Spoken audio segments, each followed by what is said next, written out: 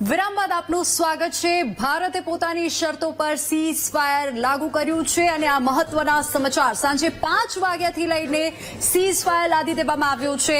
બંને દેશો વચ્ચે અમેરિકાએ મધ્યસ્થી કરાવી છે।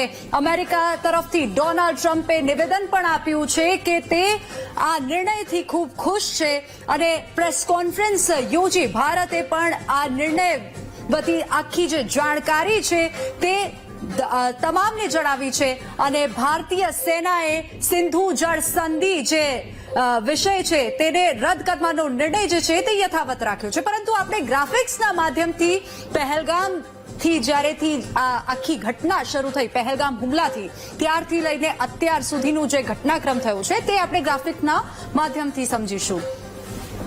પહેલગામ આતંકી હુમલાથી સીઝ ફાયર સુધીની આખી જે કહાની છે કેવી રીતે એ આપણે જોઈશું। 24 એપ્રિલના રોજ ભારતે સિંધુ જળ સંધિ રદ કરી હતી। આ ઉપરાંત 24 એપ્રિલે તમામ પાકિસ્તાનીઓના વિઝા પણ રદ કરી દેવામાં આવ્યા હતા। પહેલગામ હુમલા પછી આ તમામ નિર્ણયો લેવામાં આવ્યા હતા। ભારતમાં આવેલા પાકિસ્તાનીઓને 48 કલાકની અંદર પોતાના દેશ નિકાલ માટે મોકલવામાં આવ્યા હતા। આ સાથે જ બાંગ્લાદેશીઓને પણ બહાર કાઢી દેવામાં આવ્યા હતા। 7 મેના રોજ 14 દિવસમાં ભારતે લીધો પહેલગામ હુમલા માટેનો વળતો પ્રહાર કરવાનો નિર્ણય। ભારતીય એરફોર્સે પીઓકે માં જઈને મસૂદ અઝહરના 14 પરિવારના સભ્યોને ખતમ કર્યા અને ઓપરેશન સિંધુ ચલાવ્યું હતું। પાકિસ્તાને દાવો કર્યો કે તમામના 26 લોકો જે છે તેમનો બદલો લેવામાં આવ્યો છે। 7 મેના રોજ ઓપરેશન સિંદૂર જે છે તે ભારત તરફથી ચલાવવામાં આવ્યો। હવે 8 મેની વાત થઈ છે। 8 મેના રોજ પાકિસ્તાને ડ્રોન અને મિસાઇલથી હુમલો કર્યો। પાકિસ્તાને ઓપરેશન સિંદૂર પછી આ હુમલો કર્યો અને ભારતના 26 શહેરો પર પાકિસ્તાન તરફથી હુમલો કરવામાં આવ્યો જે ભારતે તમામનો જડબાતોડ જવાબ આપ્યો છે। 8 મેના રોજ ભારતે પાકિસ્તાનના 4 શહેરો પર ઘાતક પ્રહાર પણ કર્યો છે અને ભારતીય એર ડિફેન્સ સિસ્ટમે તમામ હુમલાને નષ્ટ કર્યા છે। પાકિસ્તાનના તમામ એર ડિફેન્સને નષ્ટ કર્યા છે। પાકિસ્તાનના ભારતીય સેનાએ કહ્યું કે ઓપરેશન સિંદૂર યથાવત રહેશે। 9 મે સુધી આ વાત ચાલી રહી હતી અને પાકિસ્તાને રાત્રે 7:30 વાગ્યાથી ફરી જમ્મુ પર હુમલો કરવાનો શરૂ કર્યો હતો।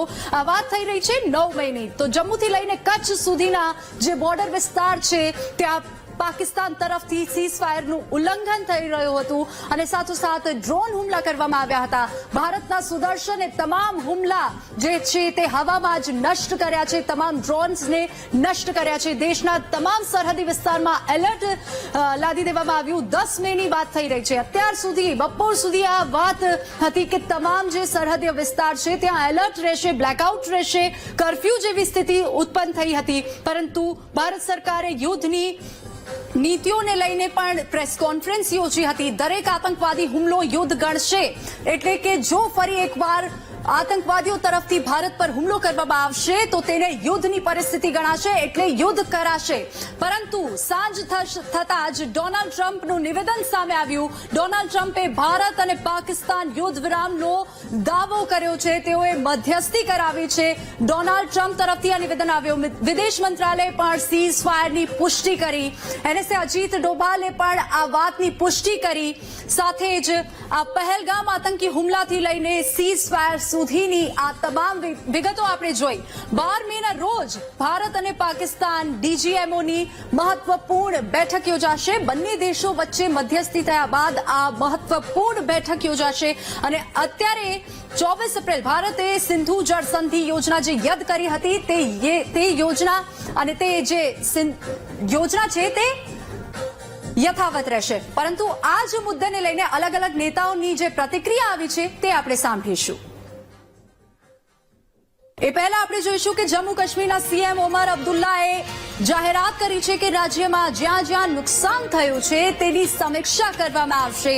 જીવ ગુમાવનાર પરિવારોને રાહત ફંડમાંથી સહાય આપવામાં આવશે। ઓમર અબ્દુલ્લાએ આ જાણકારી આપી છે।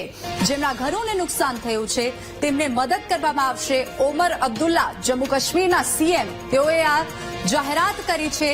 રાહત માટે આ જાહેરાત કરી છે। दोबारा सीज फायर जम्मू कश्मीर और बाकी इलाकों में कायम किया।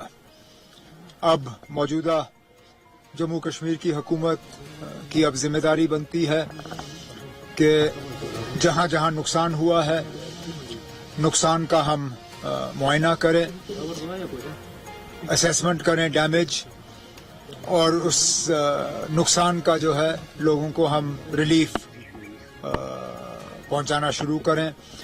जहां जहां लोग जख्मी हैं उनका ठीक तरह से इलाज हो, उन्हें भी गवर्नमेंट स्कीम के तहत रिलीफ मिले। और जैसे आज सुबह ऐलान हुआ है, जहां जहां कीमती जानें गई हैं उन लोगों को हम वापस नहीं ला सकते, लेकिन कम से कम उनके गम में शरीक होके उन घरों को हम थोड़ा सा रिलीफ पहुंचाने का काम करेंगे। તો આ જ વાતને લઈને અલગ અલગ નેતાઓની પણ પ્રતિક્રિયા સામે આવી છે, તેના પર નજર કરીશું।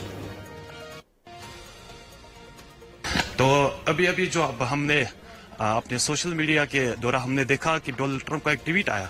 हम इस पर बहुत खुश है।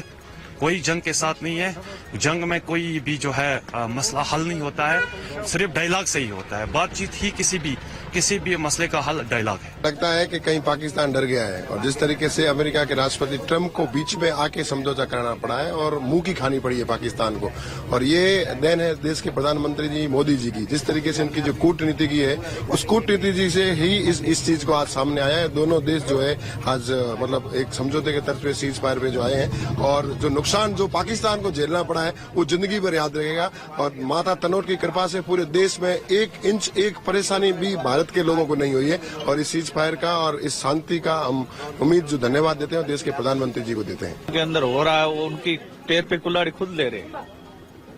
हम कहना चाहते हैं कि शांति रहे तो दोनों देशों के बीच में अच्छा रहेगा, अन्यथा तो आपको पता ही है कि कोई तबाही होगी तो किसी को कोई फायदा नहीं होगा। पिछले कुछ दिनों में देख रहे होंगे कि किस तरह से आसमानी ड्रोन की फायरिंग ये गलत है, बहुत गलत कर रहे हैं। लेकिन अब फिलहाल अब शांति तो ये शांति है। हमारे भारत की सेना का बहुत धन्यवाद करते हैं जिन्होंने उनको मुंह तोड़ के जवाब दिया, कोई अनहानि होने नहीं दी। और यहाँ की पब्लिक जो है बगैर खौफ भी ये सेना के साथ खड़ी है, कोई डरता नहीं है किसी से भी। आज बम गिर जाएगा हम मर जाएंगे, घर में छुप जाएंगे, ऐसी किसी की सोच नहीं है सर। अभी 3-4 दिनों से दे, लेकिन मोदी जी ने एक ही कहा था कि हमारा एक ही मकसद है कि हम आतंकवाद को खत्म करेंगे, कोई जन हानि होने नहीं देंगे। लेकिन उन्होंने जो अभी 2-3 दिन में रात में जो पीछे से छुप छुप के वार करे, उनको वापस जवाब भी मिला है। जो भी हमारे जो सिस्टम है, एयर सिस्टम वगैरह, उनको वहाँ रास्ते में गिरा। हमारे यहाँ कोई जन हानि नहीं हुई, लेकिन उन्होंने बहुत कोशिश भी की है जन हानि करने। और उन्होंने अपने जो विमान है, जो उनके यात्री वाले, उन्होंने उन पे भी वार किया है। उनका नाम भी हमारे भारत वालों को देना चाहते थे, लेकिन मोदी जी ने उनका भी उन्होंने जवाब दिया है। आज ऐसे मालूम पड़ा है कि जो उनके जो ये प्रधानमंत्री वगैरह जो उन्होंने ट्रंप को चिट्ठी लिखी है कि अब हमारे पास बचा भी कुछ नहीं है, इसलिए हम मोदी जी से माफी मांग रहे हैं कि अब आगे से ऐसा कुछ होगा नहीं। होगा तो उसके जिम्मेवार हम खुद होंगे, लेकिन मुझे ये लग रहा है कि ये कुछ न कुछ और करेंगे। नहीं अब नहीं, क्योंकि अब दोनों देशों के बीच में सीज फायर का आ गया कि दोनों देश नहीं करेंगे अभी। नहीं, जरूर करेंगे। इनका आदत यही है जो पीछे से वार करेंगे, लेकिन हम तो ये चाहते हैं कि दोनों देश शांति बनाए रखे। इसमें दोनों को घाटा है, उनके पास बचा भी कुछ नहीं। लोग बोल रहे आटा नहीं है, वो नहीं है, लेकिन हम तो ये चाहते हैं दोनों देश शांति से रहे। हमारे आर्मी जो सेना जो पहले वाली नहीं बची है, और प्लस देश की जनता भी उनके साथ ही है। यशस्वी प्रधानमंत्री के नेतृत्व में जिस प्रकार से भारत की सेना ने अपने शौर्य पराक्रम का परिचय दिया, देश के दुश्मनों के साथ जो व्यवहार किया, और हमने सबने हमारे विदेश मंत्री, विदेश प्रवक्ता सबके माध्यम से जो जानकारी आपको हमको कॉमन हुई है कि 12 मई तक ये सीज फायर हुआ है। और मैं मान के चलता हूं कि प्रधानमंत्री जी के नेतृत्व में भारत सरकार जो निर्णय लेगी सब सही लेगी। निश्चित रूप से ये भारतीय पक्ष की जीत भी है, जिसने दुश्मनों को घुटने तले ला करके अपने देश के दुश्मनों से निपटने का उत्कृष्ट उदाहरण दिया। ये जिस प्रकार से सर्जिकल स्ट्राइक हुई थी, एयर स्ट्राइक हुई थी, इस बार तकनीकी रूप से जिस ढंग से भारत ने अपनी कार्रवाई की है, मैं माननीय प्रधानमंत्री जी को बधाई देना चाहूंगा। भूतो न भविष्यति, कम समय में जिस प्रकार से अपनी सीमाओं में रह करके आधुनिक तकनीक के बलबूते पर शस्त्रार्थों के जैसे शस्त्रों और जैसी मिसाइल और व्यवस्था थी, देश के दुश्मनों से निपटने में जो माननीय मोदी जी ने अपनी रणनीति के आधार पर भारत की धाक और साख दुनिया में बनाई, वाकई वो अद्भुत है। हर भारतीय का सीना 56 इंच का। 26 निर्दोष पर्यटकों को मारने के बाद निश्चित रूप से भारत में जो गुस्सा था, रोष था, उसका प्रकटीकरण जब हुआ, जब 9 के 9 आतंकी फैक्ट्रियों को समाप्त करने का काम और 100 से ज्यादा आतंकवादियों को मारने के बाद भारत की सेना ने जब पाकिस्तान के आईएसआई और वहाँ के लोग, वहाँ की सेनाओं ने जैसे ड्रोन फेंक करके और यहाँ भारत की रहवासी क्षेत्र में यहाँ नुकसान पहुंचाने का काम किया, उसको नेस्त नाबूद करने का काम हमारी सेनाओं ने किया, वो बधाई के पात्र हैं। देखिए, भारत सदैव ये कहता था कि उन आतंकी ठिकानों को जिन्होंने उन मासूमों को मौत के घाट उतारा, उन्हें नहीं बख्शेंगे। और जिस तरीके से हमारी सेना ने शौर्य और पराक्रम का अदम्य साहस का परिचय दिया है, वो सबके समक्ष है। आज पाकिस्तान को लगभग घुटने टेकने पड़े, हमारी शर्तों पर आना पड़ा, और ये दिखाता है कि ये नया भारत है, ये मोदी जी के नेतृत्व का भारत है, जो घर में घुसकर आंख डालने वाले की आंख खींचने में विश्वास रखता है। पाकिस्तान के ऊपर दबाव बढ़ाते रहना पड़ेगा, अमेरिका को बोलना पड़ेगा, अगर आपने गारंटी की है तो आपकी जिम्मेदारी है इसके पाकिस्तान के ऊपर नजर रखने की और पाकिस्तान की जो कार्रवाई है इसे रोकने की। तो देखते हैं आगे आने वाले समय में क्या होता है, लेकिन पाकिस्तान बहुत ही अनट्रस्टवर्दी देश है, इंटरनेशनल एनवायरनमेंट ये बहुत ही अनस्टेबल है। तो इस समय में हमारी जो अग्रेसिव पावर है इसे बढ़ाते रहना चाहिए।